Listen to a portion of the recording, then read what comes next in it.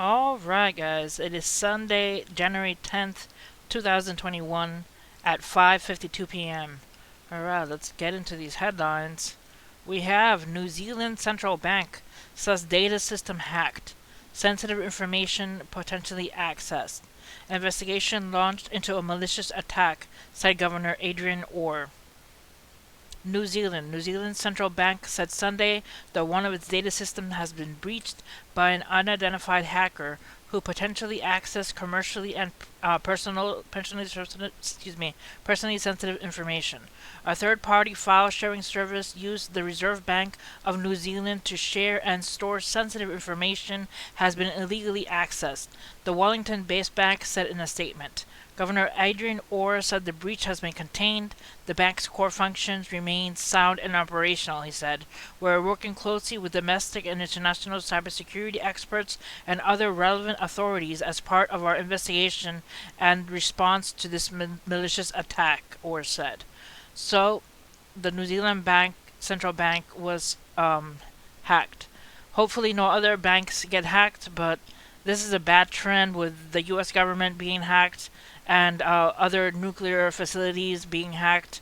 So who knows what else is going to be hacked. Alright, next. UK ramps up vaccine rollout, targets every adult by autumn. In London, Britain's Health Secretary said Sunday that every adult in the country will be offered a COVID-19 vaccine by the autumn as the UK ramps up its mass vaccination program amid a huge surge of infections and hospital admissions. More than 600,000 people by the age of 80 and over will begin receiving invitations this week to get the coronavirus shot at a large scale vaccine centers around England. Health Secretary Matt Hancock said the officials were on track to reach its target of inoculating around 15 million people in the most vulnerable groups by the middle of February. I'll leave the link for this article if you're interested in finding out more about the vaccines in the UK.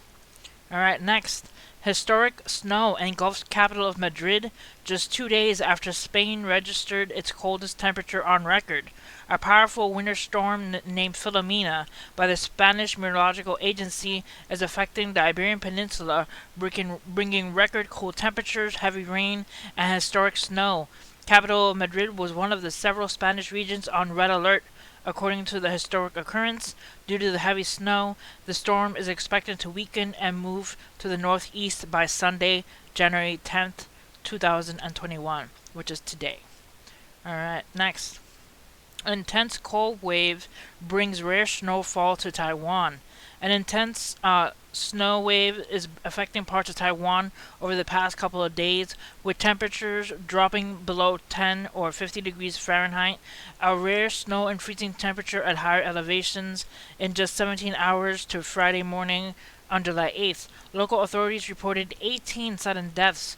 While the cause is most likely cold weather, officials said there is an investigation still in process. So a large amount of cold over and snowfall to the Taiwan region. Alright. Next. The now disrupting polar vortex is set to release Arctic blasts and extreme winter weather across the United States and Europe. So this polar vortex is split over Europe and over the United States and Canada, as you see here. Alright, it says the blast of Arctic weather currently bringing Europe and eastern Canada in meters of snow could be a first sign of still worse things to come this winter.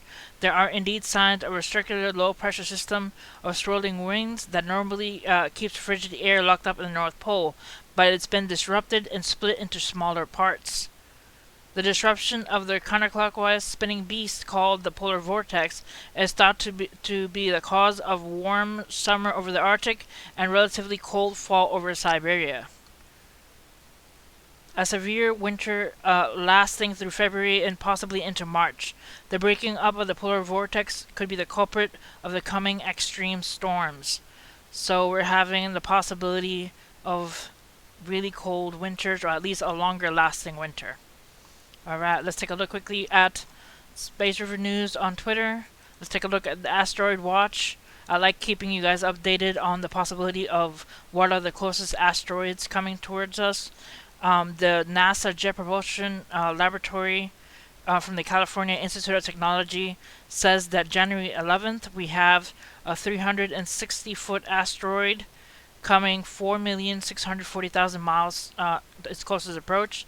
Then January 11th we have 240-foot asteroid about the size of a jet coming 4,330,000 miles from Earth. Then January 11th we have a 110-foot asteroid coming 4 million miles, the closest approach to Earth. Then January 12th we have 33-foot asteroid about the size of a bus coming only 361,000 miles from Earth. This is the closest asteroid to us on the 12th. And then January 12th, we have a 58-foot asteroid about the size of a house, 1,620,000 miles from Earth. So the closest one is January 12th. Hopefully they don't add any more asteroids, because sometimes they discover more asteroids and stick them in the list. But by January 12th is the closest approach out of the next couple of days. Alright. Let's take a look at these headlines. Yesterday I had made a video about the Vatican having a blackout. Right now, 8 minutes ago, somebody posted something big is happening in the Vatican. Last night there was a blackout throughout the Holy See, and today we have recorded a convoy of cars coming from the United States Embassy in the direction of San Pedro. And here is a video of this convoy of cars with the little stickers on the right hand side of the vans just passing by, just a whole bunch of them. So I don't know exactly what's happening in the Vatican. I have not heard any news what was the source of the blackout, but that is quite interesting to be hearing that there's a convoy of vans heading to the Vatican and police cars, as you can see. Alright guys, next, from natural disasters, there's a video of this shelf, this ice shelf just falling apart and going into the water. I found it quite interesting. Usually happens a lot, but it is quite fascinating to see all those gigantic pieces of ice falling into the water. Sad that so much ice has to keep melting, but I'll leave a link of it in my description if you guys want to check it out. Alright, next. David P. Gale said the FBI arrested 2 men who had carried plastic restraints into the Capitol. The FBI arrests 2 men who had carried plastic restraints into the Capitol. Don't know why they would want to carry plastic restraints, but it is quite eerie that they did. Also, from Corey Piper, a winter wonderland almost in southwestern Fort Worth, Texas. Look how beautiful the snow is just falling in Fort Worth. Alright, a lot of snow falling over Texas. Also from RT, Berlin police clashed with left-wing protesters during a rally marking murder of communist icons Luxemburg and Liebknecht. So police there fighting in Berlin with protesters. Alright, also from San Juan Antonio Salado, a lot of snow falling in Spain. So you can see the accumulation of snow just falling off there. Alright, also from The Hill, Kim says North Korean efforts will focus on bringing the US to their knees. So Kim is saying a lot lately. The past 2 videos I've made, Kim Jong-un has been saying a lot about going against the US. Alright, 38 minutes ago we had a 5.0 earthquake 39 kilometers east of Calama, Chile. It is a deep earthquake, so heads up there for Chile.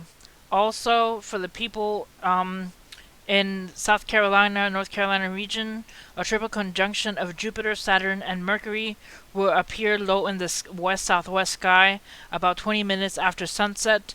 Won't be as cool as the Jupiter-Saturn conjunction back in December, but still neat. Don't waste time since the planets drop below the horizon by 6:15 p.m.